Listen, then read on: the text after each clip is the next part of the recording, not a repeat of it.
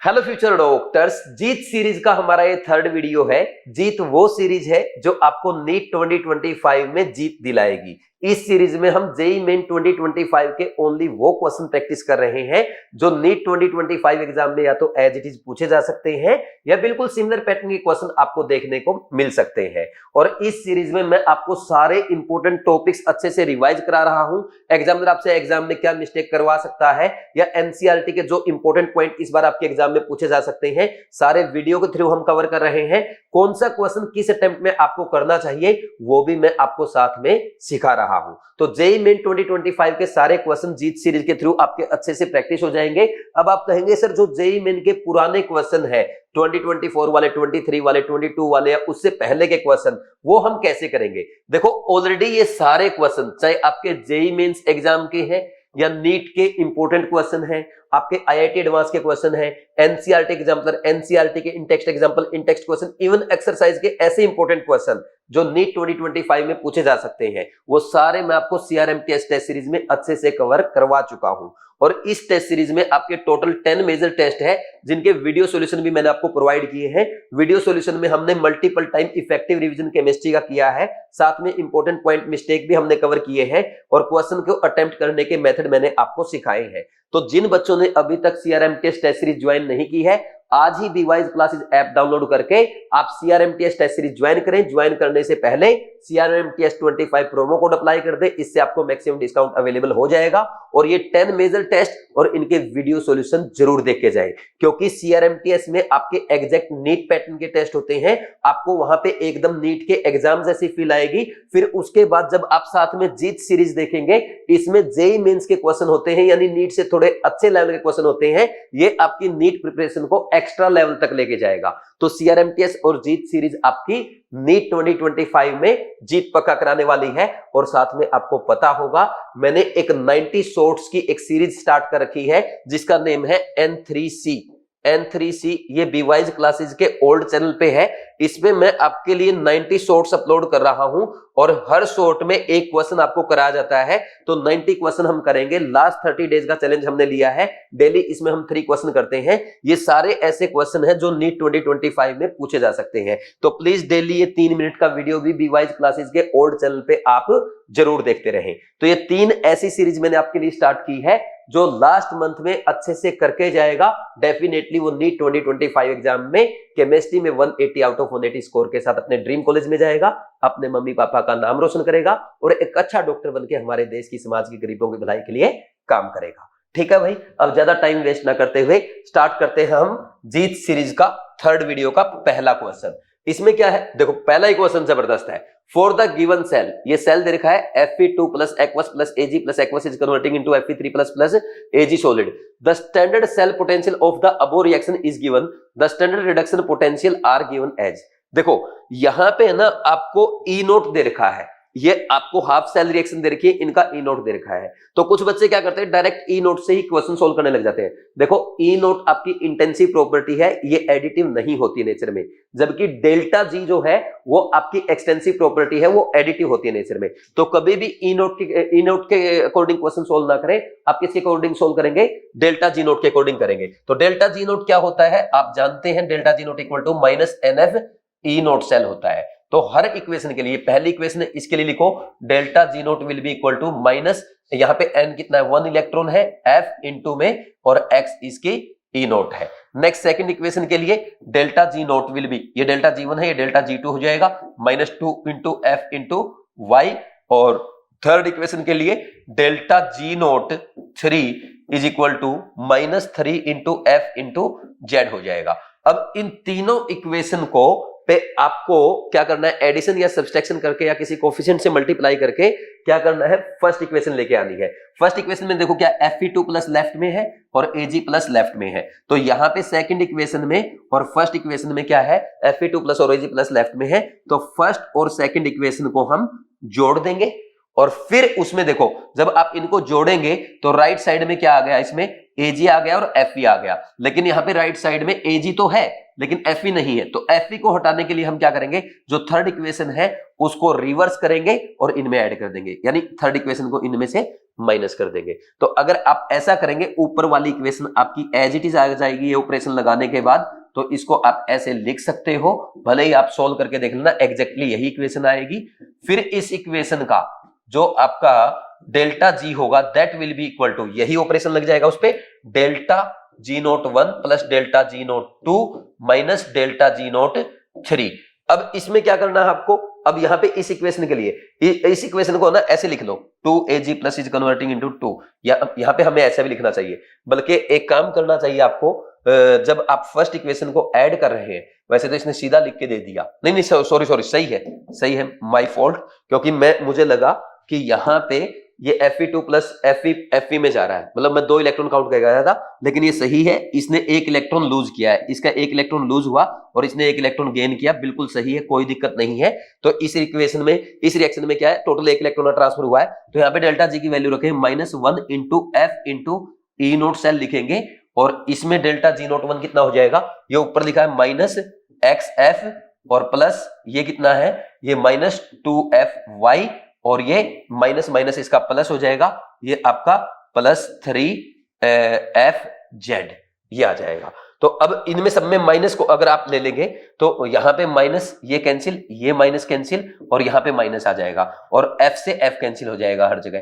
तो आप पता क्या लिखेंगे, E naught cell will be equal to X plus 2Y और -3Z, ये आंसर आ जाएगा।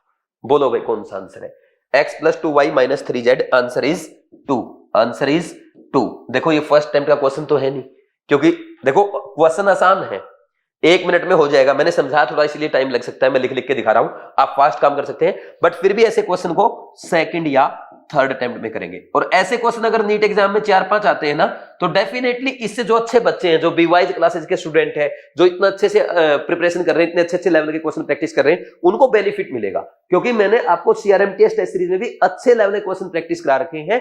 अगर 4-5-6 क्वेश्चन अगर थोड़े से टफ लेंथी आते हैं तो हमें इसमें एक्स्ट्रा एज मिलेगा, हम दूसरे स्टूडेंट से आगे बढ़ जाएंगे। मैं तो यही दुआ करूंगा कि पेपर थोड़ा अच्छे लेवल का आए, ताकि हमारे बच्चों का बेनिफिट हो, क्योंकि हमारे बच्चे ऑलरेडी बहुत अच्छे से प्रिपेयर्ड है।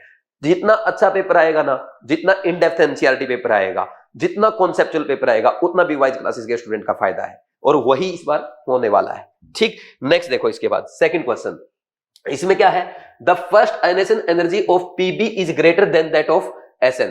देखो मैं आपको ionisation energy of carbon family का ऑर्डर बता देता हूं, डाउन द ग्रुप डिक्रीज होती है, कहे सीता जी सुनो प्रभु, ये ऑर्डर आता है। लेकिन आपको मैंने क्लास नोट्स में भी लिखवा है, ध्यान देने वाली बात है, पीबी क्या है, SN से आगे आ जाता है, पीबी क्या है यहाँ पे, SN से आगे आ जाता है। और मैंने आपको याद कराते टाइम भी बोला था कि आयनेशन एनर्जी को याद करना, कहे सीता जी प्रभु सुनो, पीबी आगे आ जाएगा, अलग से हाईलाइट करके आपके नोट्स में लिखवाया गया है, और देख लो वही क्वेश्चन जेईई मेंस में आया है। तो statement 1, the first ionisation energy of PB is greater than that of SN, बिल्कुल सही स्टेटमेंट है। Second, the first ionisation energy of germanium is greater than that of silicon, ये रॉन्ग स्टेटमेंट है, क्योंकि सिलिकॉन की आयनेशन एनर्जी ज्यादा है, तो सेकंड स्टेटमेंट रॉन्ग हो गई। स्टेटमेंट 1 क्या है, statement 1 is true and 2 is false, answer क्या आ जाएगा, आंसर 1 आ जाएगा। ठीक, इंपॉर्टेंट फॉर नीट 2025, ये क्वेश्चन अगर इसमें आपसे कोई मिस्टेक हुई आप लिख सकते हैं। इवन मैं आपको ना एक एक्स्ट्रा चीज और सिखा देता हूं, अगर मेल्टिंग पॉइंट का ऑर्डर आपसे पूछे, मेल्टिंग पॉइंट का ऑर्डर भी यही आएगा, कहे सीता जी प्रभु सुनो, ये ध्यान देना, ये भी जेईई मेंस के एक शिफ्ट में क्वेश्चन पूछा गया था। और अगर आपसे बॉइलिंग पॉइंट का ऑर्डर पूछे ना, तो कार्बन का तो लिखा नहीं जाता, क्योंकि ये इवेपोरेट इजीली नहीं होता, क्योंकि इसका मेल्टिंग पॉइंट ही बहुत ज्यादा होता है, बॉइलिंग पॉइंट तो बहुत ज्यादा होगा। ठीक, तो ऐसे ऑर्डर आएगा, सिलिकॉन, जर्मेनियम, SN और लैंड, ये जेईई मेंस ने पूछे हैं। नीट में मुझे नहीं लगता इतना टफ क्वेश्चन आएगा, क्योंकि जेईई मेंस में क्या है, शिफ्ट ज्यादा होती है, उसको ज्यादा टाइप के क्वेश्चन बनाने पड़ते हैं, तो वो देखो ऐसे मेल्टिंग पॉइंट, बॉइलिंग पॉइंट, ऐसे थियोरेटिकल क्वेश्चन भी पूछने लगे हैं। लेकिन हाँ, ये आपके लिए जरूर इंपॉर्टेंट है, इंपॉर्टेंट फॉर नीट, ये जरूर याद कर लेना, ये जरूर आपको याद होना चाहिए। ठीक, मैं एक बार आपको एनसीईआरटी में भी दिखा देता हूं, ये डेटा कहां पे है, ये हमारी एनसीईआरटी है, और ये कार्बन फैमिली ही है। कार्बन फैमिली की टेबल में आप ध्यान देना, ये आपके ना जो कृष्णा बैच है जिसमें मैंने आपको NCERT line by line complete chemistry अच्छे से ओनली 52 आवर्स में कवर कराया है। क्लास में ही आपको रिवीजन कराया है, क्लास लेक्चर्स में साथ में आपको ये सिखाया कि कैसे एग्जामिनर एनसीईआरटी से क्वेश्चन फ्रेम करता है, आपसे मिस्टेक करवाता है, एनसीईआरटी के इन टेक्स्ट एग्जांपल, इन टेक्स्ट क्वेश्चन, एनसीईआरटी एक्सरसाइज के इंपॉर्टेंट क्वेश्चन भी आपको क्लास में कराए हैं। तो उसी की ये पीडीएफ है। देखो जहां पे ध्यान देना है आयनेशन एनर्जी पे वही मैंने हाईलाइट कर रखा है। ये देख लो आप, सबसे ज्यादा किसकी है आप देख सकते हैं, कार्बन की सबसे ज्यादा, उससे कम सिलिकॉन की, उससे कम जर्मेनियम की, और यहाँ पे ये जो लेड है, लेड की आपके टिन से ज्यादा हो जाती है। तो जहां पे ध्यान देना वही मैंने येलो से हाईलाइट करके आपको प्रोवाइड कर रखा है। तो ऐसे जब आप पीडीएफ से रिवाइज करते हैं कृष्णा बैच के पीडीएफ से, तो ये भी बेनिफिट आपको मिल जाता है। इसके साथ ये और देख लो, कहां गया melting point, melting point carbon का सबसे ज्यादा, उससे कम सिलिकॉन का, उससे कम जर्मेनियम का, और टिन से ज्यादा किसका है, लेड का है। तो यही ऑर्डर आ जाएगा जो आपका आयनेशन एनर्जी का है। और बॉइलिंग पॉइंट में कार्बन का तो बहुत ज्यादा होता है, ध्यान रखा, तो सबसे इनमें सिलिकॉन, उससे कम जर्मेनियम, जर्मेनियम से कम आपका टिन, और टिन से कम लेड, इसमें कोई एक्सेप्शन नहीं है, डाउन द ग्रुप डिक्रीज होगा। तो ये 3 इंपॉर्टेंट ऑर्डर थे जो आपसे पूछे जा सकते हैं, मैंने आपको बता दिया। बाकी साइज का अगर ऑर्डर की बात करें, atomic radii down the group continuously increase हो रही है, इसमें कोई एक्सेप्शन नहीं है। अगर इनके कैटायन की रेडियाई की भी बात करें, डाउन द ग्रुप इंक्रीज हो रही है, और कोई एक्सेप्शन इसमें आपको नजर नहीं आएगा। ठीक, electronegativity down the group decrease होती है, कार्बन की सबसे ज्यादा, उससे फिर 1.8 1.8 1.8 सबकी है, और 1.9 लेड की होती है। ये देखना चाहो देख लो, ऐसे क्वेश्चन तो अभी जेईई मेंस में भी नहीं आए। ठीक, इंपॉर्टेंट कौन सा था भाई, देख लो, अगर आप ये मान लो, अगर नीट 2025 एग्जाम में कार्बन फैमिली की टेबल से क्वेश्चन आता है, तो उसमें सबसे इंपॉर्टेंट है आपका आयनेशन एनर्जी का order. Ionisation energy down the group क्या होगी, डिक्रीज होगी। तो कहे सीता जी सुनो प्रभु की बजाय प्रभु आगे आ जाएंगे, यानी लेड की टिन से ज्यादा हो जाएगी। ये आपको ध्यान देना है, इस पे लिख भी लेना, ध्यान दें। और अगर हम बात करें इसके मेल्टिंग पॉइंट का ऑर्डर, मेल्टिंग पॉइंट का सेम ऑर्डर आएगा जो आयनेशन एनर्जी का है, कार्बन, उससे कम सिलिकॉन, उससे कम जर्मेनियम, उससे कम लेड, और सबसे कम टिन। जबकि बॉइलिंग पॉइंट में डाउन द ग्रुप क्या हो जाएगा, बॉइलिंग पॉइंट डिक्रीज हो जाता है। याद कर लोगे 3 ऑर्डर, बस यही काम के हैं। ठीक, और आप जानते हैं कार्बन फैमिली में डाउन द ग्रुप, चाहे आपकी एटॉमिक रेडियाई है या कैटायनिक रेडियाई है, वो डाउन द ग्रुप इंक्रीज होगी विदाउट एनी एक्सेप्शन। इसके बाद question number 3, given below are 2 statements.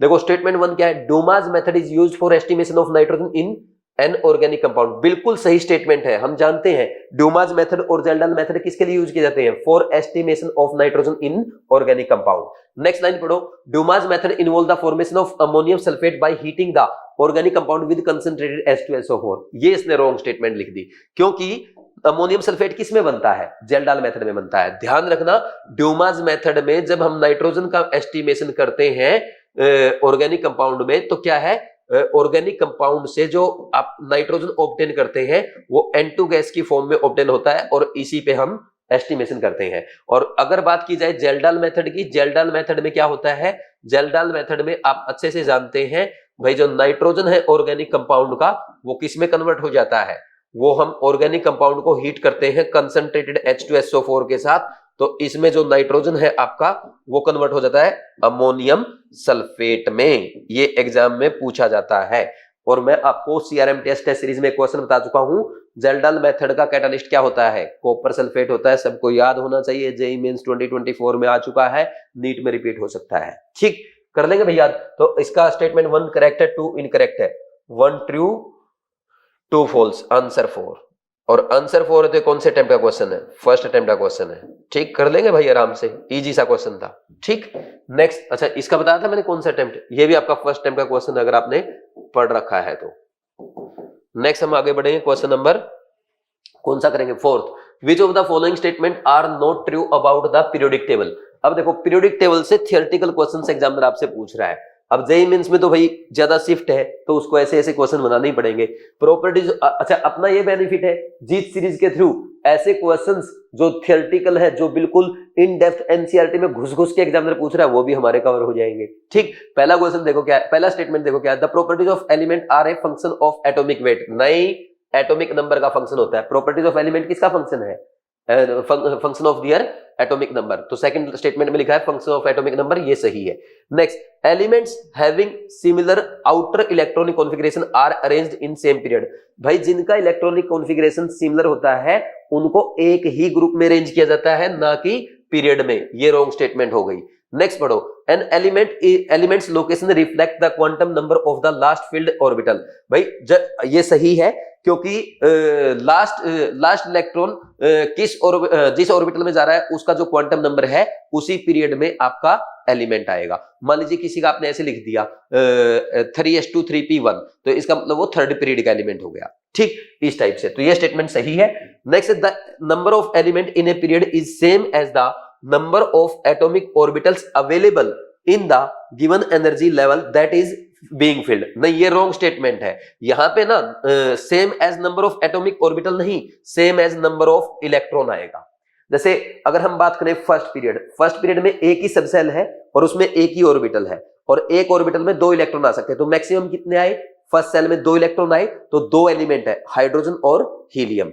उसके बाद नेक्स्ट देखो, सेकंड पीरियड में आपका 2s और 2p सब सेल है, 2s में 1 ऑर्बिटल, 2p में 3 ऑर्बिटल, टोटल 4 ऑर्बिटल। तो 4 ऑर्बिटल हो गए, तो उसमें एलिमेंट कितने सेकंड पीरियड में? 8 है। क्यों? क्योंकि इन 4 ऑर्बिटल में टोटल मैक्सिमम 8 इलेक्ट्रॉन आ सकते हैं। तो मैक्सिमम नंबर ऑफ इलेक्ट्रॉन कितने आ सकते हैं? उतने ही एलिमेंट आपके पीरियड में आएंगे, जितने मैक्सिमम नंबर ऑफ इलेक्ट्रॉन उस पर्टिकुलर सेल में आते हैं। ठीक, तो ये रॉन्ग स्टेटमेंट हो गई। अच्छा, इसने क्या पूछा था? अच्छा, क्वेश्चन में ना क्या करो, which of the following statements are not correct?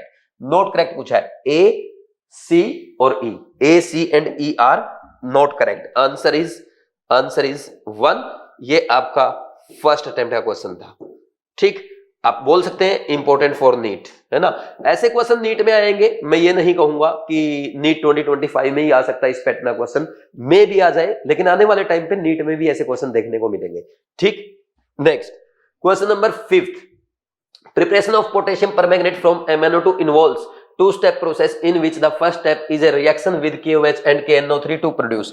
देखो, सबसे पहले क्या करते हैं भाई, MnO2 को KOH के साथ ट्रीट करेंगे, है ना, ऑक्सीजन की प्रेजेंस में, ऑक्सीजन के साथ, एटमॉस्फेरिक ऑक्सीजन के साथ इसका ऑक्सीडेशन किया जाता है इन presence of KNO3।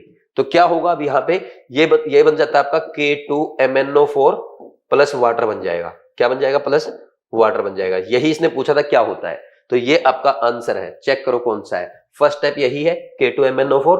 Answer is 4। ये हमारा फर्स्ट अटेम्प्ट का क्वेश्चन कहलाएगा। वेरी इजी क्वेश्चन, ये नीट में आने लायक क्वेश्चन है।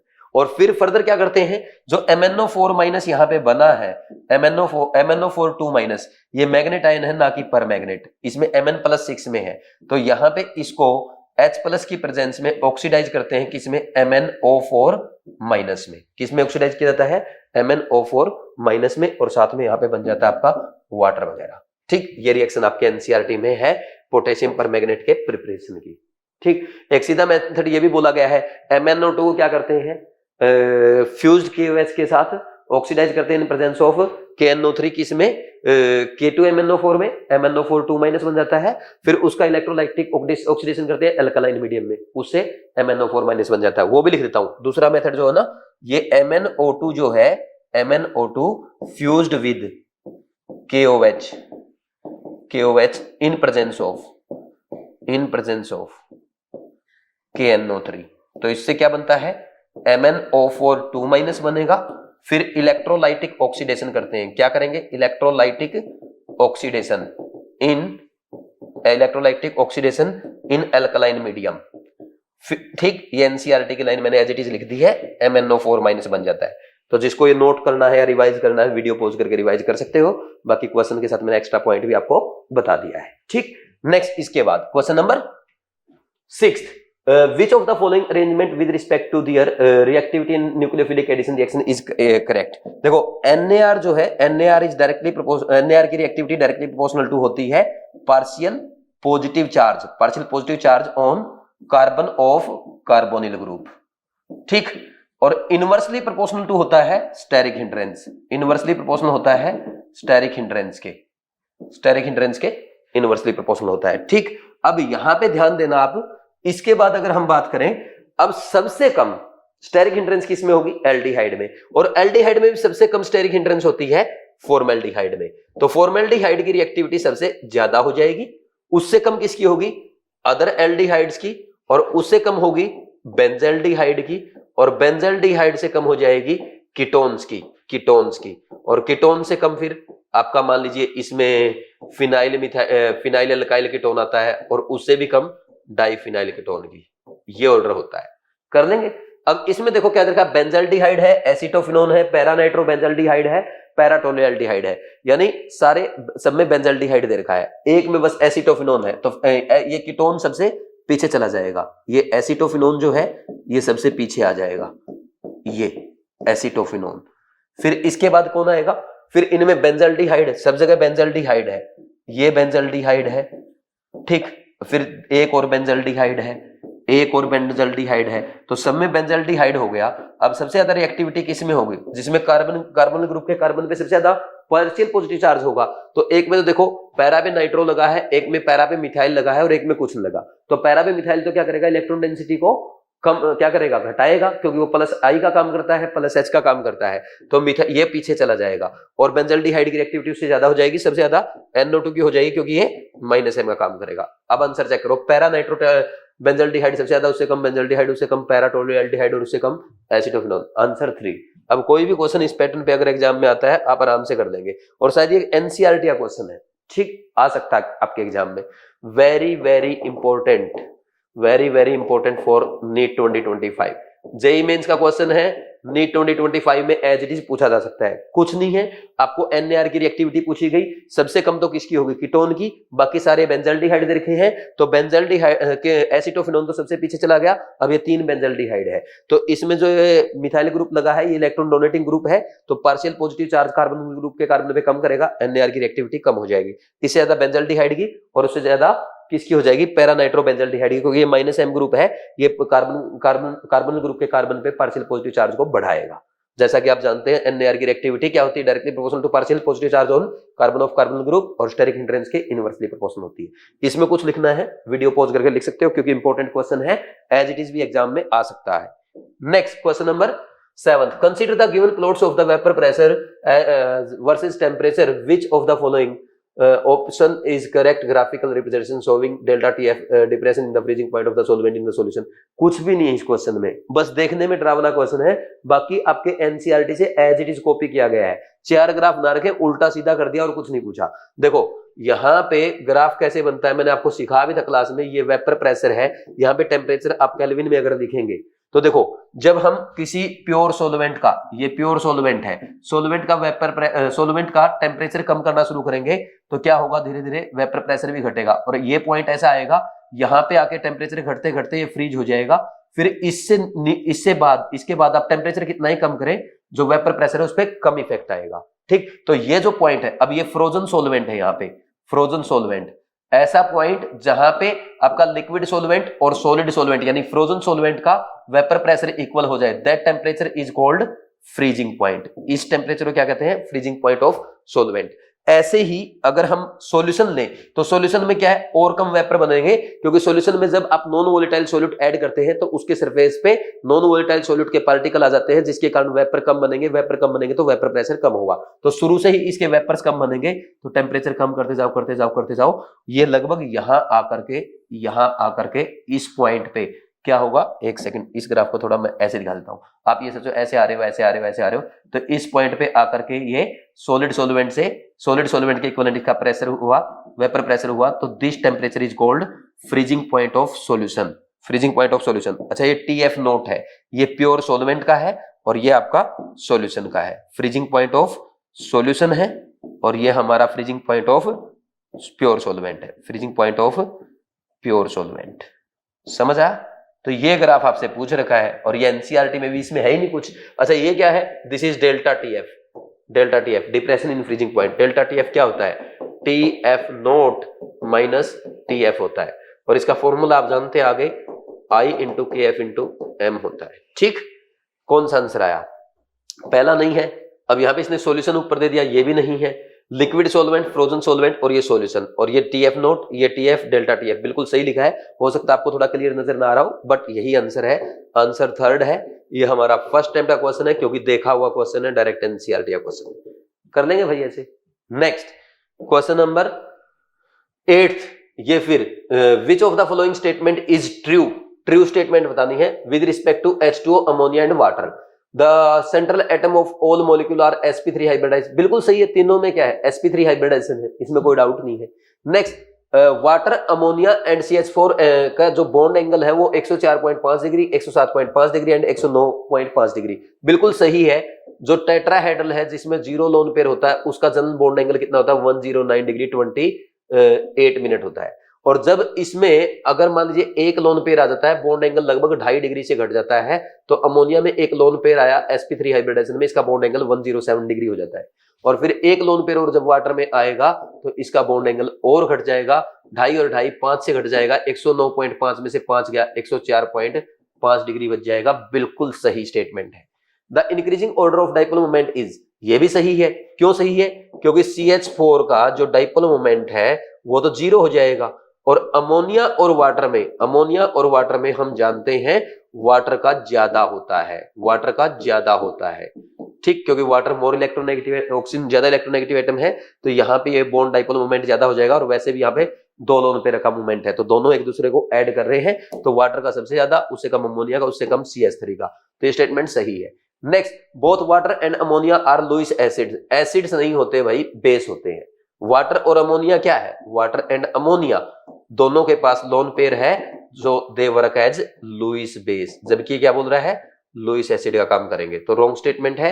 And CH4 is Lewis base, CH4 तो क्या है, उसके पास तो ऑक्टेट कंप्लीट है, ना लोन पेयर देने को है ना लोन पेयर एक्सेप्ट करने को है। लोन पेयर जो एक्सेप्ट करता है वो लुईस एसिड, जो लोन पेयर डोनेट करता है वो लुईस बेस होता है। Next, a solution of ammonia in water is basic, in this solution ammonia and water act as Lowry Bronsted acid and base. देखो, अमोनिया वाटर में basic का काम करता है, नो डाउट, तो अमोनिया वाटर में क्या करता है? बेस का काम करता है, और इसमें क्या हो जाता है, ये NH4 प्लस बन जाएगा और वाटर OH माइनस बन जाएगा। तो ये लोअर ब्रेस्टेड कॉन्सेप्ट की अगर बात करें, अमोनिया यहाँ पे बेस है और ये एसिड है, जबकि इसने क्या लिखा है? Ammonia acid and water base, तो ये भी रॉन्ग हो गया। तो ये अच्छा क्वेश्चन बन जाता है, सेकंड लास्ट की दो स्टेटमेंट है उनकी वजह से। Good question for exam, good question for NEET, है ना, थोड़ा सा सोचने वाला क्वेश्चन बन जाता है, क्योंकि यहाँ पे ये जल्दबाजी में मिस्टेक होती है। अमोनिया वाटर, हाँ भाई लोअर ब्रोस्टेड एसिड बेस का काम करेंगे, ध्यान तो दो कौन सा एसिड कौन सा बेस। जो लोन पेयर जो H+ एक्सेप्ट करेगा वो लुईस बेस कहलाएगा, जो H+ डोनेट करेगा वो लुईस एसिड कहलाएगा, ठीक। और जो H+ एक्सेप्ट करता है वो कंजुगेट एसिड बनाता है, और जो H+ डोनेट करता है वो कंजुगेट बेस बनाता है। तो बताओ, इसने ट्रू पूछा है, ABC 3 स्टेटमेंट करेक्ट है, फर्स्ट 3 करेक्ट है, D एंड E इनकरेक्ट है। आंसर 1 ये आपका फर्स्ट या सेकंड अटेम्प्ट का क्वेश्चन कहलाएगा, क्योंकि इसमें सारी स्टेटमेंट पढ़ के देखनी पड़ी, और थोड़ा सा हल्का सा लेंथी था, ज्यादा लेंथी तो नहीं कहूंगा, लेकिन 1 मिनट एक क्वेश्चन एग्जाम में ले सकता है। नेक्स्ट, इसके बाद question number 9, the product formed in the following reaction sequence is, very very important question, important for NEET 2025। देखो, बहुत अच्छा क्वेश्चन है। कैसे करना है? CH3 C triple bond CH इसने दिया है, यहां पे इसकी पहली रिएक्शन कराएगी Hg2+ in presence of H2SO4। आपको पता है इसमें क्या है, एल्काइन का एसिडिक हाइड्रोलिसिस करते हैं, Hg2+ यहां पे कैटालिस्ट का काम करता है, तो कैटालिस्ट का जब काम करेगा ये बन जाएगा, इसमें मार्कोनिको रूल से क्या हो गया, एडिशन हो जाएगा, इलेक्ट्रोफिलिक एडिशन हो गया वाटर का। और मार्कोनिको रूल क्या कहता है, negative part of the reagent that is OH will be attached to that carbon which has less number of hydrogen. फिर ये टोटोमेरिज्म करता है, टोटोमेरिज्म कैसे कर लेगा, टोटोमेरिज्म में ये कीटोन बन जाएगा, यानी एसीटोन बन जाएगा। फिर इसके बाद सेकंड रिएक्शन है इसकी HCN के साथ, HCN के साथ आप जानते हैं न्यूक्लियोफिलिक एडिशन रिएक्शन होगी, यहाँ पे H, यहाँ पे क्या ऐड होगा, CN, और यहाँ पे OH, और ये CH3। फिर बोल रहा है इसका रिडक्शन कर दो H2 निकिल के साथ, तो H2 निकिल क्या करता है, CN ग्रुप को रिड्यूस कर देगा प्राइमरी अमीन में, ऐसे ये हो जाएगा, ठीक, ये बन जाएगा। अब ये स्ट्रक्चर देख लो कहां पे है, ठीक, ये इसका आंसर आ जाएगा। चेक करो, पहले में इसने इसके इसी कार्बन के NH2 लगा दिया, नहीं प्राइमरी कार्बन से जुड़ा है। नेक्स्ट CH3 C के OH C, फिर एक CH3 और CH2 NH2, ये बिल्कुल सही है, सेकंड इसका आंसर आ जाएगा, सेकंड आंसर आ जाएगा। ये फर्स्ट या सेकंड अटेम्प्ट का क्वेश्चन कहलाएगा। क्वेश्चन आप सोल्व कर लोगे, इसमें थोड़ा ऑप्शन में ध्यान देना है, ऑप्शन में कोई मिस्टेक आपसे नहीं होनी चाहिए, ठीक।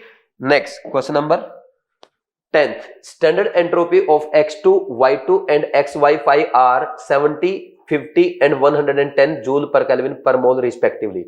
The temperature in Kelvin at the reaction at which the reaction will be at equilibrium is. देखो इसमें क्या है, सबसे पहले आप है ना इस डेल्टा एच दे रखी है तो डेल्टा एच फाइंड आउट कर दो। डेल्टा एच क्या होता है, summation of entropy of product minus summation of entropy of reactant. तो यहाँ पे अगर हम बात करें XY5 ये आपका प्रोडक्ट है और इसकी एक मोल की 110 दे रखी है, माइनस रिएक्टेंट की X2 की कितनी है 70 है और इसका हाफ मोल है, हाफ इंटू 70 प्लस Y2 की कितनी है 50 है और इसका 5/2 मोल है। तो अब सोल्व करो, 110 माइनस ये 35 हो जाएगा और ये कितना हो जाएगा, ये 125 और ये हो गया 160, ये आपका -160 है तो -50 आ गया, ठीक। और 50 में कितना आएगा, जूल केल्विन पर मोल आ गया, ठीक। अब नेक्स्ट देखो, delta G will be equal to minus क्या बोल रहा है, the temperature at which the reaction will be at equilibrium. Okay, ये हमें बताना है। तो ये कैसे बता सकते हैं, देखो delta G will be equal to 0 at equilibrium, तो हम बोल सकते हैं delta H minus T delta S should be equal to 0। तो delta H will be equal to T delta S, तो यहाँ पे डेल्टा एच कितना है -35,000 केल्विन जूल पर मोल और ये है आपका टी इंटू -50 जूल केल्विन पर मोल। तो माइनस से माइनस कैंसिल और ये कट जाएगा आपका 50, 1 0 गई और ये 700 पे, तो temperature is equal to 700 kelvin आ जाएगा, ठीक। वेरी गुड क्वेश्चन, ठीक। जेईई मेन में आ चुका है, जेईई मेन 2025 में आया है, तो नीट 2025 में आएगा या यूं बोलो आ सकता है। क्यों आ सकता है, क्योंकि देखो कॉन्सेप्चुअल क्वेश्चन है, आसान क्वेश्चन है। क्या दिया इसने, X2, Y2 और XY5 की, इनकी सबकी क्या दे दी, ये आपको एंट्रोपी दे रखी है पर मोल, है ना, और ये रिएक्शन दे दी, इस रिएक्शन का डेल्टा एच दे दिया। पूछ रहा है ये रिएक्शन कितने टेम्परेचर पे इक्विलिब्रियम पे होगी, ठीक। तो सबसे पहले आपको आप जानते हो डेल्टा जी इक्वल टू 0 होता है इक्विलिब्रियम पे, तो delta G equal to 0, delta H minus T delta S equal to 0 हो जाएगा, delta H equal to T into delta S. अब डेल्टा एच आपको गिवन है तो आपको क्या चाहिए, डेल्टा एस और चाहिए ना। तो डेल्टा एस कैसे कैलकुलेट करते हैं, summation of entropy of product minus summation of entropy of reactant. तो प्रोडक्ट की यहाँ पे एक ही मोल है, इसका 110 है, माइनस यहाँ पे रिएक्टेंट इसका हाफ मोल है X2 का, तो एक मोल के लिए 70, हाफ इंटू 70 प्लस इसके 5/2 मोल है, 5/2 इंटू इसकी 50 होती है Y2 की। तो ये आ गया डेल्टा एस इक्वल टू -50 आ गया। यहाँ पे वैल्यू पुट कर दो डेल्टा एच और डेल्टा एस की, टेम्परेचर आ जाएगा जिस टेम्परेचर पे रिएक्शन इक्विलिब्रियम पे होगी, ठीक। अब जरूरी नहीं एग्जाम में यही क्वेश्चन ऐसे आए, ये पूछता है रिएक्शन किस टेम्परेचर पे आपका किस टेम्परेचर पे स्पॉन्टेनियस होगी, तो आप कर दोगे delta G should be less than 0, ठीक।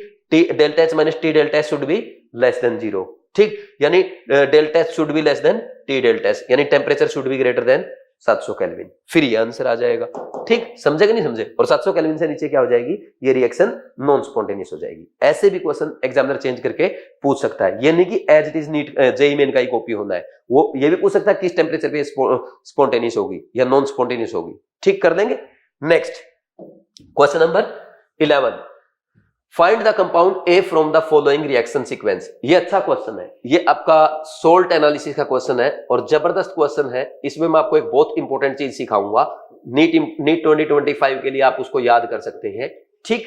देखो क्या है, ए एक्वा रेजिया के साथ रिएक्शन करके बी देता है, बी की रिएक्शन जब KNO2 के साथ कराई जाती है इन presence of NH4OH yellow PPT बनती है।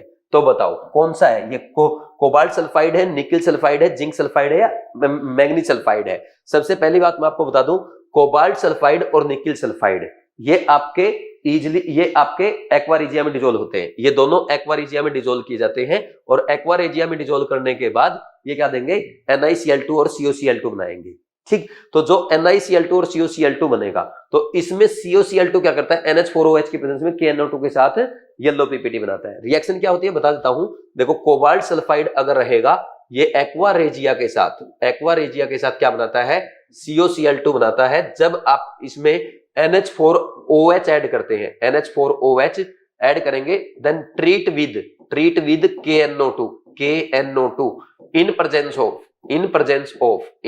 Of acetic acid. तो यहां पता क्या बन जाता है, यहां बन जाएगा आपका येलो पीपीटी। क्या बनता है, येलो पीपीटी। अब मैं आपको ये रिएक्शन लिख के दिखा देता हूं। जो COCl2 आपका बना है, COCl2 जो बना है ये KOH के साथ रिएक्शन करेगा इन प्रेजेंस ऑफ एसिडिक मीडियम। देखो इसमें क्या होता है, इसमें आपका बनेगा K3, ये येलो कलर का बनता है, ये K3CONO2 होल 6 प्लस और क्या बनेगा, KCl बनेगा, KCl बनेगा प्लस CH3COK बनेगा और वाटर वगैरह बन जाएगा। ये रिएक्शन होती है, तो इसकी येलो पीपीटी बनती है। ये येलो पीपीटी यहां पे बन रही है। ठीक, कर लेंगे या नहीं कर लेंगे? तो कोबाल्ट सल्फाइड यहाँ पे येलो पीपीटी देगा, आंसर 1 आ जाएगा, आंसर 1 आ जाएगा। सर आप कुछ एक्स्ट्रा बताने वाले थे, वो भी बताऊं क्या? फर्स्ट अटेम्प्ट का क्वेश्चन है, जिसने अच्छे से प्रैक्टिकल केमिस्ट्री पढ़ी है। देखो आपकी जो प्रैक्टिकल केमिस्ट्री की ये बुक है, प्रैक्टिकल केमिस्ट्री की ये बुक है, इसमें एक क्वेश्चन गिवन है, ये करवा रखा मैंने। ये देखो पेज नंबर 64 पे चेक करना, जिन बच्चों के पास ये प्रैक्टिकल केमिस्ट्री की बुक है, और जिनके पास नहीं है ये अमेज़न से ऑर्डर कर सकते हो। प्रैक्टिकल केमिस्ट्री बाय सुनील नैन, ये प्रैक्टिकल केमिस्ट्री की आज तक की सबसे अच्छी बुक है, और जिन बच्चों ने मंगवाई है अमेज़न से, प्लीज आप अपना एक ऑनेस्ट रिव्यू जरूर दें और दूसरे बच्चों के साथ भी शेयर करें।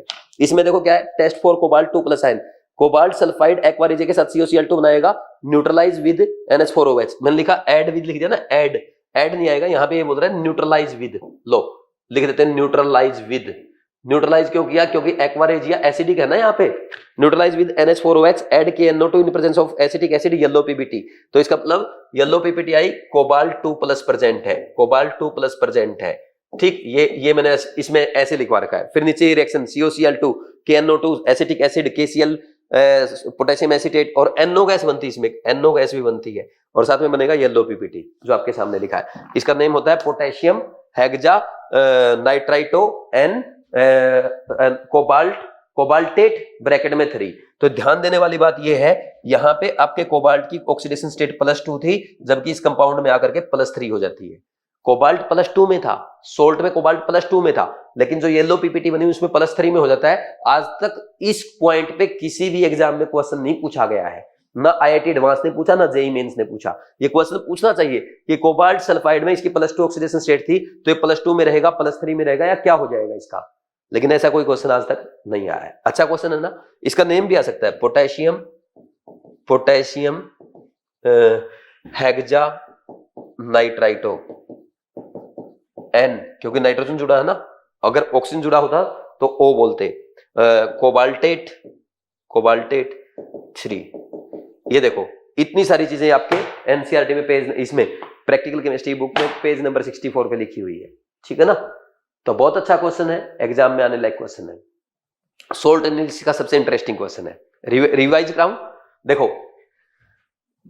नीट 2025 में आएगा तो कैसे सोल्व करेंगे। इसमें बोला कि ए कंपाउंड है जिसकी एक्वा रेजिया के साथ रिएक्शन करने पे बी बना, वो KNO2 के साथ NH4OH की प्रेजेंस में येलो पीपीटी देता है। तो आप अगर चारों ऑप्शन देखें, यहां पे आपको सल्फाइड दिए गए हैं, कोबाल्ट का, निकिल का, जिंक का और Mn का। तो ध्यान दें ये आपके ग्रुप 4 के कैटायन हैं। किसके हैं? ग्रुप 4 के कैटायन हैं। और आप जानते हैं इसमें कोबाल्ट सल्फाइड और निकिल सल्फाइड ऐसे सल्फाइड है, ऐसे मेटल सल्फाइड है जो एक्वा रेजिया में डिसॉल्व होंगे। तो एक्वा रेजिया में जब आप डिसॉल्व करेंगे तो यहाँ ये NiCl2 बनाता है और ये COCl2 बनाता है। तो COCl2 जो है ये NH4OH के साथ जब इसको न्यूट्रलाइज करने के बाद KNO2 के साथ ट्रीट करेंगे इन presence of acidic medium, acidic मतलब वीकली एसिडिक, एसिटिक एसिड दिया जाता है। तो ये येलो पीपीटी बनाएगा किसकी?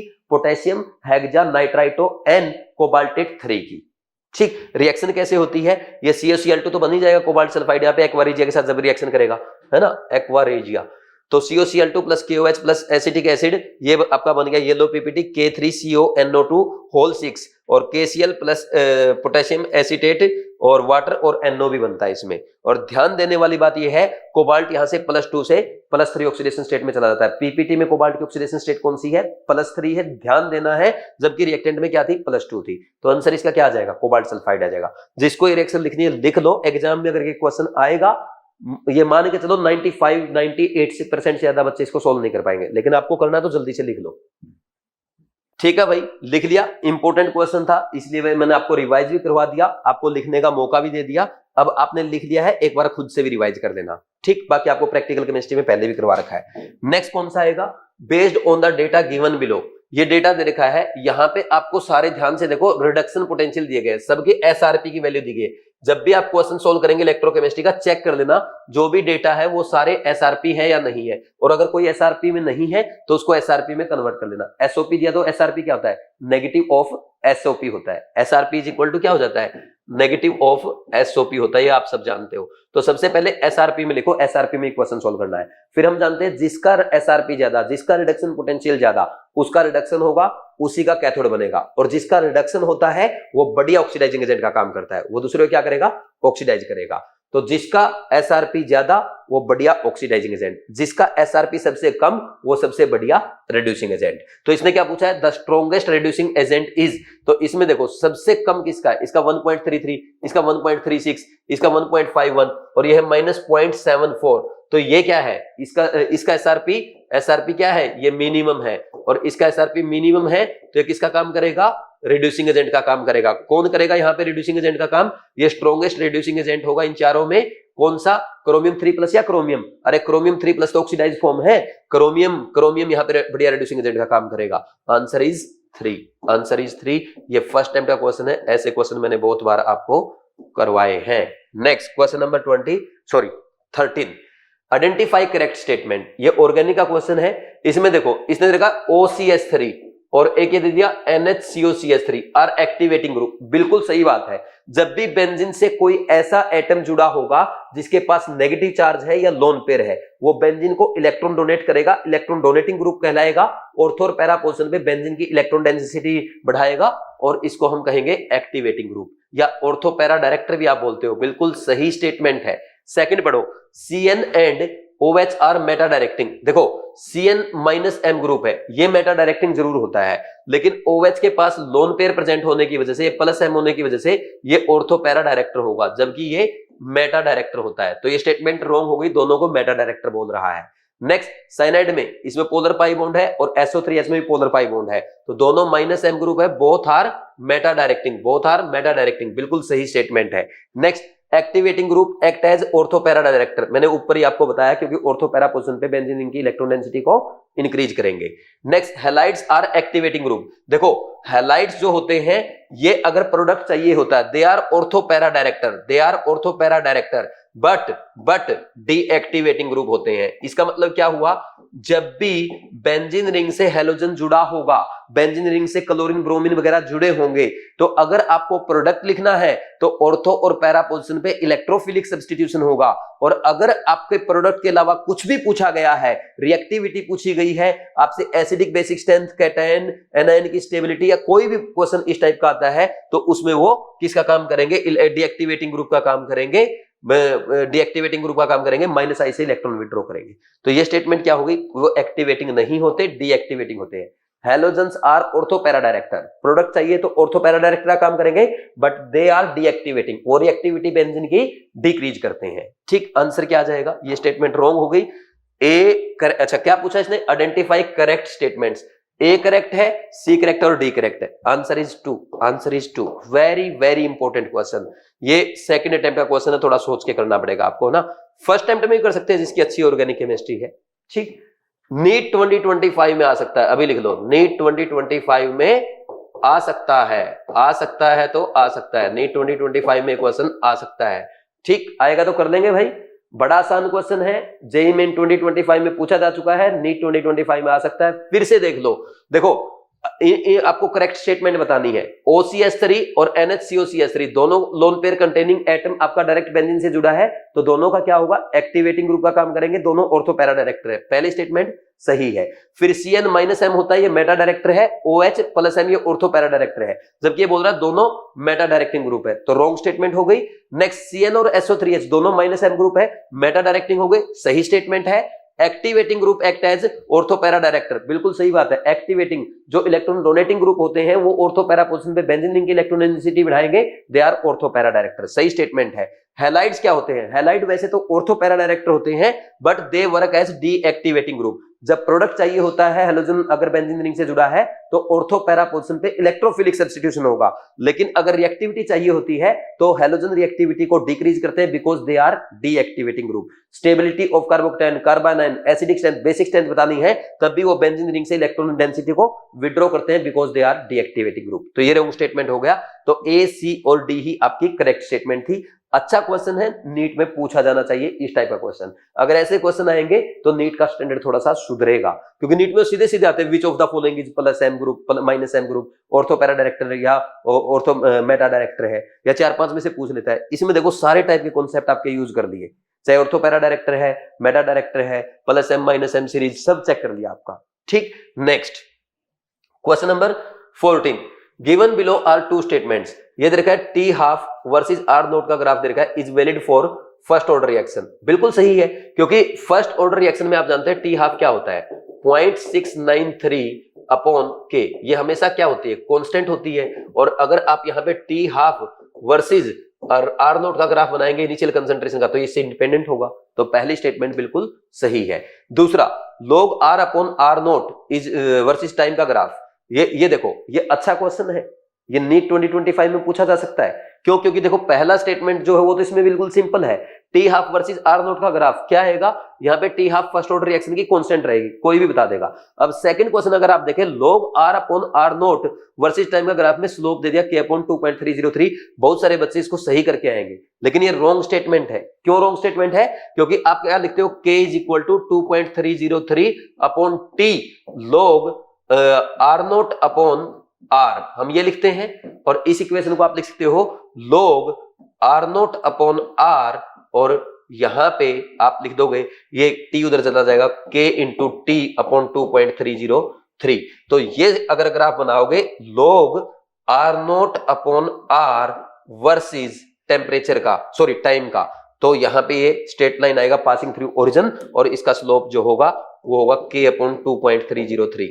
देखो देखने में ऐसा लग रहा है बिल्कुल सेम है, बट ध्यान देने वाली बात यह है कि यहाँ पे इसने log r upon R naught लिख दिया, जबकि क्या होना चाहिए, आर नोट अपॉन आर होना चाहिए। तो ये छोटी सी मिस्टेक है जो जेईई मेंस ने बच्चों से कराई है, नीट एग्जाम में भी आपसे करवाई जा सकती है। इसलिए मैंने बोला है कि ये क्वेश्चन नीट 2025 एग्जाम में आ सकता है। मैं कहूंगा हे एग्जामिनर, ये क्वेश्चन नीट 2025 में जरूर पूछो, क्योंकि जेईई मेंस में आपने मिस्टेक कराई है तो नीट 2025 वालों से भी एक बार जरूर ट्राई करो। ठीक, अच्छा क्वेश्चन है। तो क्या हो जाएगा, रॉन्ग हो गया ना। तो स्टेटमेंट 1 ट्रू है, 2 फॉल्स है। Statement 1 true and 2 is false, answer is 2। ये फर्स्ट अटेम्प्ट का क्वेश्चन है, फर्स्ट या सेकंड अटेम्प्ट में आप इसको कर सकते हैं। ठीक, 14th हो गया।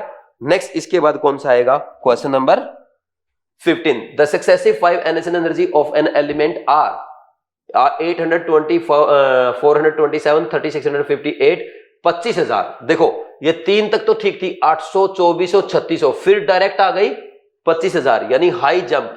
हाई जंप किसके बाद आया, हाई जंप आया after third ionisation energy, third ionisation energy. इसका मतलब इसके वैलेंस सेल में कितने इलेक्ट्रॉन है, 3 इलेक्ट्रॉन है, और वैलेंस सेल में 3 इलेक्ट्रॉन किसके होते हैं। फिर उसके बाद 25,000 से 32,000 थोड़ी सी बढ़ी है, कोई ज्यादा गैप नहीं है, क्योंकि 5वीं आयनेशन एनर्जी भाई 7,000 तो बढ़ेगी, लेकिन यहां गैप देखो 3600 सीधा 25,000, यानी लगभग 21,000 से ज्यादा आयनेशन एनर्जी एकदम बढ़ गई।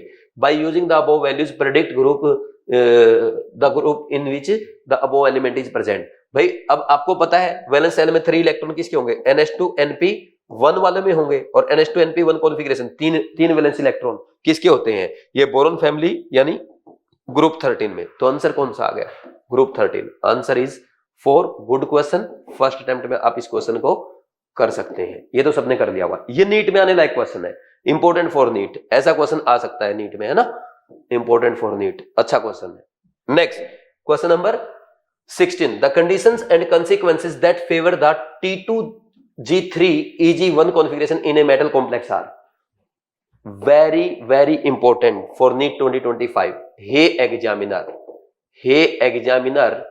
ये क्वेश्चन NEET 2025 में जरूर पूछो।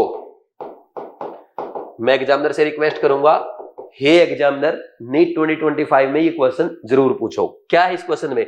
वो बोल रहा है T2G3 और EG1 कॉन्फ़िगरेशन के लिए कौन सी कंडीशन होनी चाहिए? Weak field ligand, low spin complex, strong field ligand, low spin complex, strong field ligand, high spin complex, weak field ligand, high spin complex. Simple सी बात है। सबसे पहला T2G3 में फुलफिल्ड होने से पहले EG में इलेक्ट्रॉन चला गया, तो इसका मतलब क्या है? ये वीक फील्ड लिगेंड है, क्योंकि पेयरिंग इसने नहीं कराई। तो पहली बात तो क्या हो गया? वीक फील्ड लिगेंड है। दूसरा, अगर पेयरिंग नहीं होगी, सारे इलेक्ट्रॉन अनपेयर्ड है, यानी पेयरिंग में नहीं जा रहा है, तो इसका मतलब क्या है? स्पिन ज्यादा होगी। तो कौन सा बनेगा? हाई स्पिन कॉम्प्लेक्स बनेगा। क्या बनेगा? High spin complex. तो weak field ligand high spin complex है। आंसर 4 आ जाएगा। अच्छा क्वेश्चन है, एग्जाम में अगर आता है फर्स्ट अटेम्प्ट में आपका हो जाएगा। तो जेईई मेन 2025 का क्वेश्चन नीट 2025 में रिपीट हो सकता है। समझे या नहीं समझे? ठीक। Next question number 17 for the reaction. ये देखिए H2 plus I2 is converting into 2HI. Attainment of the equilibrium is predicted correctly by। देखो H2 और I2 दोनों रिएक्टेंट है, इन दोनों की कंसंट्रेशन घटेगी। H2 एंड I2 की कंसंट्रेशन क्या होगी? दोनों की डिक्रीज होगी। आप ऐसा लिख देंगे। आप क्या करेंगे? H2 और I2 की दोनों की कंसंट्रेशन डिक्रीज होती दिखाएंगे, और वहीं आपका जो HI है उसकी कंसंट्रेशन आप बढ़ती दिखाएंगे। तो पहला ग्राफ देखो, H2 की डिक्रीज हुई, I2 की भी डिक्रीज हो रही है, HI की बढ़ रही है, बिल्कुल सही है। अब नेक्स्ट में देखो, H2 की बढ़ रही है, H2 की बढ़ेगी थोड़ा भाई। नेक्स्ट H2 की तो बढ़ रही, I2 की घट रही, फिर H2 की बढ़ा दी, ये भी रोंग है। फिर ये बोल रहा है I2 की बढ़ेगी, H2 की घटेगी, ये भी रोंग है। डायरेक्ट एनसीईआरटी का जो आपका डायग्राम है वो जेईई मेंस में आया, नीट 2025 में भी आ सकता है। तो ये इंपॉर्टेंट क्वेश्चन हो गया नीट 2025 के लिए। देखो आप जेईई मेंस में आपके ग्राफ भी डायरेक्ट एनसीईआरटी के आ रहे हैं, और कोचिंग वाले बोलते हैं एनसीईआरटी मत पढ़ो, इसलिए जरूरी है एनसीईआरटी। आंसर 1, ये हमारा फर्स्ट अटेम्प्ट का क्वेश्चन होना चाहिए था। ठीक है भाई। Next question number 18, the structure of the major product in the following compound reaction is very important for NEET 2025। ऐसा क्यों बोला है? इसमें एक छोटा सा पॉइंट है, वो मैं आपको बताऊंगा। देखो मैं इधर लिख के दिखा देता हूं, अगर आपको साफ नजर नहीं आ रहा है। ये आपका रिएक्टेंट है, यहाँ पे आयोडीन लगा है, ये ब्रोमीन लगा है, और यहाँ पे CH2Cl लगा है। इसकी रिएक्शन कराई AgCN के साथ, और मेजर प्रोडक्ट आपसे पूछा है। देखो AgCN आप जानते हैं, जब भी एल्काइल हैलाइड की रिएक्शन हम KCN के साथ कराते हैं तो एल्काइल साइनाइड बनता है, क्योंकि ये आयोनिक है नेचर में। मैंने आपको फर्स्ट वीडियो में सिखाया भी था, और CRMTS में भी सिखा चुका हूं। लेकिन जब RX की रिएक्शन AgCN के साथ करवाएंगे, ये कोवलेंट कंपाउंड है। इसमें कार्बन, इसमें तो देखा था आपने, कार्बन के ऊपर नेगेटिव चार्ज होता है, लोन नाइट्रोजन पे लोन पेयर होता है, दोनों डोनेट कर सकते हैं, बट कार्बन डोनेट करता है, क्योंकि CC स्ट्रॉन्ग बॉन्ड होता है किससे? CN बॉन्ड से। आपके एनसीईआरटी में लिख रखा है, बॉन्ड एनर्जी की अगर बात करें या स्टेबिलिटी की बात करें। लेकिन AgCN के साथ जब रिएक्शन कराएंगे, ओनली नाइट्रोजन ही लोन पेयर डोनेट कर सकता है, क्योंकि कोवलेंट कंपाउंड है, और यहाँ पे आइसोसाइनाइड बन जाता है due to covalent nature of AgCN। ठीक। तो इसमें भी क्या है? AgCN लिया है, तो जल्दबाजी में यहाँ पे एल्काइल साइनाइड मत बना देना। और यहाँ पे ना ये आपके अराइल हैलाइड नहीं हटेंगे। कौन सा हटेगा? ये बेंजाइल क्लोराइड वाला Cl हटेगा, और यहाँ पे NC आएगा। अब बताओ कौन सा आंसर आएगा? बहुत सारे बच्चे पहला करके आएंगे, क्योंकि पहले जेईई मेंस में क्वेश्चन आ चुका है, वहां पे उसने KCN लिख के दिया था, लेकिन इस बार जेईई मेंस ने स्मार्टनेस दिखाई है, AgCN लिख के दिया है। तो आंसर कौन सा आ जाएगा? आंसर 4 आएगा। आंसर 4 आ जाएगा। और अब ये क्वेश्चन अगर एग्जाम में आता है तो आप फर्स्ट अटेम्प्ट में इसको कर पाएंगे। तो ऐसे क्या मिस्टेक एग्जामिनर आपसे करवा सकता है, वो भी हम सीखते चल रहे हैं। ये पुराना क्वेश्चन है जेईई मेंस का, सीधा KCN के साथ रिएक्शन कराई थी। ठीक, कर लेंगे भाई। Next question number 21, when ethane 1,2-diamine is added progressively to an aqueous solution of nickel 2 chloride, the sequence of color change observed will be। NCERT का क्वेश्चन है भाई, नीट में आ सकता है। कितना अच्छा क्वेश्चन है, देखना। आपको पता है निकिल क्लोराइड जो होता है NiH2O होल 6, और ये Cl2 रहेगा बाहर, ये एक्वस में ऐसे होता है। तो जब आप इसकी इथेन 1,2-डायमीन या इथाइलिन डायमीन बोलते हैं, इसके साथ रिएक्शन कराएंगे, पहले ये 2 वाटर मॉलिक्यूल को हटाएगा, और ये ऐसा बन जाएगा, ये बन जाएगा। ठीक, और इसको Cl2 को ऐसे लिख दो, या निकिल 2+ में दिखा दो बाहर, उसमें NCRT +2 चार्ज दिखाता है, एक ही बात है। ये देखो, ये जो है आपका ग्रीन कलर का होता है, और ग्रीन कलर में जैसे ही एक इथाइलिन डायमीन आएगा तो इसका पेल ब्लू कलर हो जाता है। कैसा?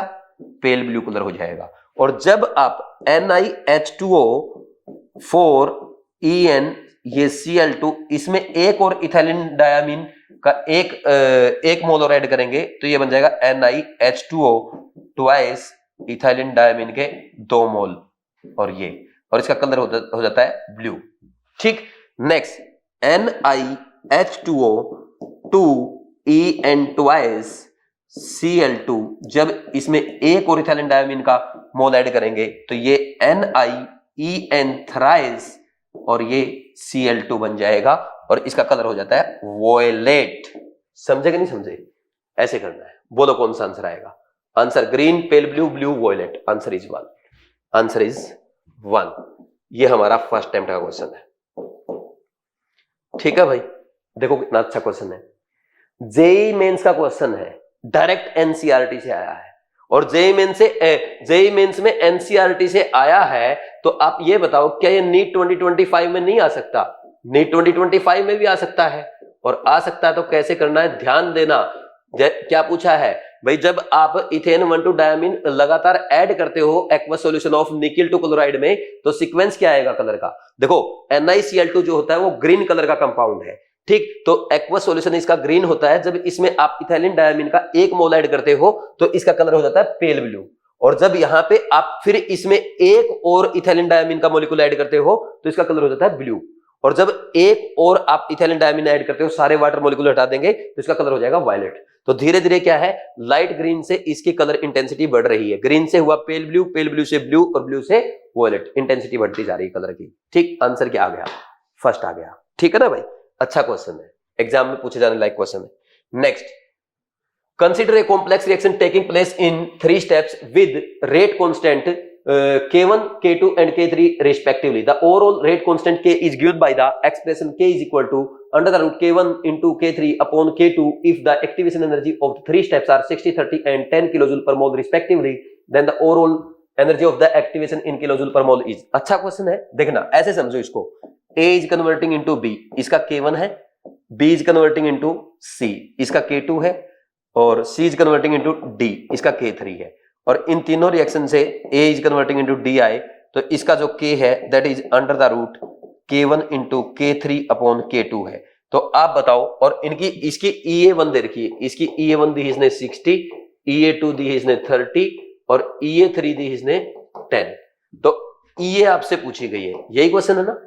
अब कैसे सोल्व करेंगे इसको? देखो K इज इक्वल टू क्या है, under the root K1 into K3 upon K2 है, स्क्वायर बोथ साइड क्या आ जाएगा? K2 is equal to K1 into K3 upon K2 आ जाएगा। अब इनकी वो रखो, K का फॉर्मूला आप जानते हो, A की पावर 2 हो जाएगी इंटू E की power minus EA upon RT। देखो अगर यहाँ पे ऐसे लिखने की बजाय भी आप इसकी पावर 2 लिखोगे, ये ऐसे लिखा जाएगा, इसमें आएगा A1 इंटू E की power minus EA1 upon RT into A3 into E की power minus EA3 upon RT और डिवाइड बाई क्या आएगा? A2 इंटू E की power minus EA2 upon RT। समझ आ? अब इसको ऐसे लिख लेंगे आप, देखना A स्क्वायर ये अलग लिख लिया और E की power minus 2EA upon RT। ठीक है, और इधर लिख लो A1 into A3 upon A2, ये बाहर आ जाएगा, ये कांस्टेंट है, E की power minus EA1 upon RT। ठीक है, और ये क्या आएगा? Plus minus EA3 upon RT और ये ऊपर जाके क्या हो जाएगा? प्लस हो जाएगा EA2 अपॉन RT। समझ आ? तो अब अगर इसको आप वो करेंगे, कंपेयर करेंगे 2EA E की पावर, कंपेयर एक्सपोनेंशियल टर्म। ठीक, कंपेयर एक्सपोनेंशियल टर्म, मेरे पास स्पेस कम है लिख नहीं रहा हूं, minus 2EA upon RT will be equal to minus EA1 upon RT minus EA2 upon RT plus EA3 है, ये EA2 अपॉन RT है। नीचे RT सब जगह कैंसिल हो जाएगा, बोथ साइड माइनस कॉमन ले लो, 2EA is equal to EA1 plus EA3 minus EA2। तो 2 into EA will be equal to 60 plus 10 minus 30, 2EA will be equal to 40 और EA will be equal to 20 kilo joule पर mole. ये आ जाएगा। ऐसे question मैंने आपको class में भी करवा रखे हैं।